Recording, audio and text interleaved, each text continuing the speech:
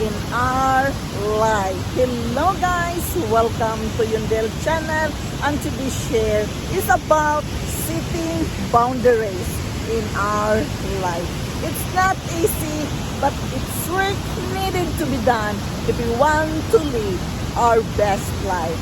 Guys, this is just my share from my own life experiences, from my own reading about self-development, motivational and inspirational thought. A thought we can use in order to live our best life. Guys, yes, it is very important that we must know how to set boundaries in our life. It is very important when we are going to embrace ourselves who we are. It is very important as well that we can set boundaries in order to have full control in our life, in our situation. And the more we have full control with our life situation, the more we are living a better and best life. How to set boundaries in our life? First of all, we must acknowledge that what is a boundary? We must know what really means a boundary. It means a boundary is a line which marks the limits of an area. It is a dividing line. It is a geometric boundaries, a straight lines drawn by people in order to live our best life. We must learn to set boundaries in our life. We must first realize our unhealthy boundaries. We work first with unhealthy boundaries and turn it to a positive one. So it becomes easier for us to set a healthy boundaries in our life. We must learn to realize that positive boundaries is necessary for our life.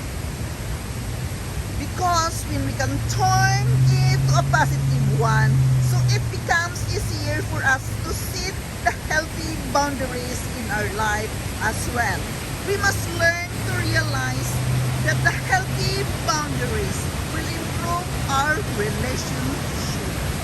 Yes, we must bear this in mind that no healthy relationship can thrive without a clear boundaries.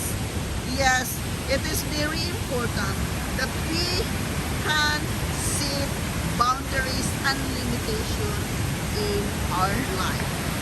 Because these things must provide more stability and better communication in our relationship.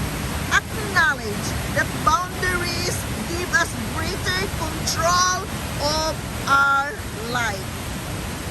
Acknowledge that because of the boundaries, when we are clear and assertive about what are our boundaries in life, it reinforces them to assertive statements such as saying no. Because as what I told you before, it is very important that we must learn how to say no. It is very important that we can say no when things it doesn't fit to our schedule.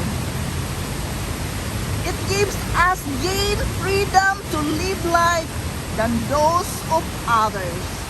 To live the life of your own and not on terms of the other person. We must realize that boundaries give us greater self-confidence. Setting healthy boundaries is a single best thing we can do to build our own self-confidence. We must bear this in mind that boundaries protect our mind, our emotions, and our body. All of who we are, it represents us that we are in whole control with our life. They prevent us from being controlled or manipulated by others. Therefore, it is very important that we can set healthy boundaries in our life. We must realize that setting boundaries will help us to be a better communicator and a better person. As the book says, there are two things which is important in our life when it comes to boundaries. Yes, we must acknowledge these two things. What are these two things of the boundaries we needed to set in our lives in order to be a good communicator? It is identification and communication. The first boundary is identification and the second boundary is communication. It is very important that we know how to set boundaries with this thing. Guys, we need to be very clear and concise in the way that we communicate, that we expect from other people. It is very important that we must acknowledge that a good communicator is clear, concise, on topic, transparent, firm, and consistent. Healthy boundaries. We must communicate thoughts and feelings honestly and respectfully. We must not assume the other person can guess what we are thinking or feeling. We must take responsibility for our actions and don't need to be blamed. It is very important that we know how to handle all these things. We must follow through with what we say and no empty promises. It is very important, guys, that there is no empty promises when we are going to set boundaries both for ourselves and for others. As the scripture says in Proverbs 16:9, the mind of the man plans his way, but the Lord directs his steps. Guys, in this scripture, it is very important that we know how to set boundaries in our life. Of course, we can do what we want to do in our life. But remember, bottom line, God is leading us his step. Ang man's heart plans his way, but the Lord directs his step. Guys, my point is, we can use all these tools of thoughts I am sharing with you, but God in our life journey always direct our steps. Remember that only God can direct our steps. Leave it to God. Trust what He has written in the scripture.